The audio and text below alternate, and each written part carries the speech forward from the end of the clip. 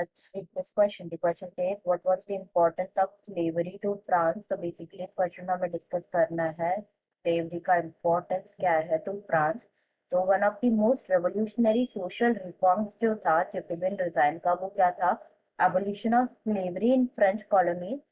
French colonies में से slavery का एबोलिशन, ये one of the most revolutionary social reforms था जैकोबिन डिजाइन का. तो जो कॉलोनीज थी in the Caribbean, that is Martinique, Guadeloupe and San Domingo, ये इंपॉर्टेंट सप्लायर्स थे कमोडिटीज के, जैसे कि टोबैको के, इंडिगो के, शुगर के और कॉफी के इंपॉर्टेंट सप्लायर्स थे. तो जो रिलेक्टेंस था यूरोपियंस का to go and work in distant and unfamiliar land, इसका मतलब था लाइक कि शॉर्टेज होना, लेबर का शॉर्टेज प्लांटेशंस के लिए. So this was made by a triangular slave trade, जिसकी वजह से ट्रायंगुलर स्लेव ट्रेड जो है वो स्टार्ट हुआ between Europe, Africa and the American.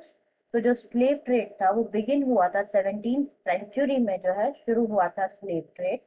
तो जो फ्रेंच मर्चेंट्स थे ना, फ्रेंच मर्चेंट्स क्या करते थे, they sell from the ports of borders और नैंटीज टू द अफ्रीकन कोस्ट, जहां से वो जो स्लेव्स है उनको लेकर आते थे from the local chieftains. Branded and shackled, the slaves were packed tightly into ships for the 3 months long voyage across the Atlantic to the Caribbean. तो ब्रांडेड और वीडियो में जकड़े हुए जो स्लेव्स थे ना, उनको पैक किया जाता था शिप्स में टाइटली 3 मंथ्स के लिए, long voyage across the Atlantic to the Caribbean, and then उनको भेज दिया जाता था, प्लांटेशन ओनर्स को बेच दिया जाता था स्लेव्स को.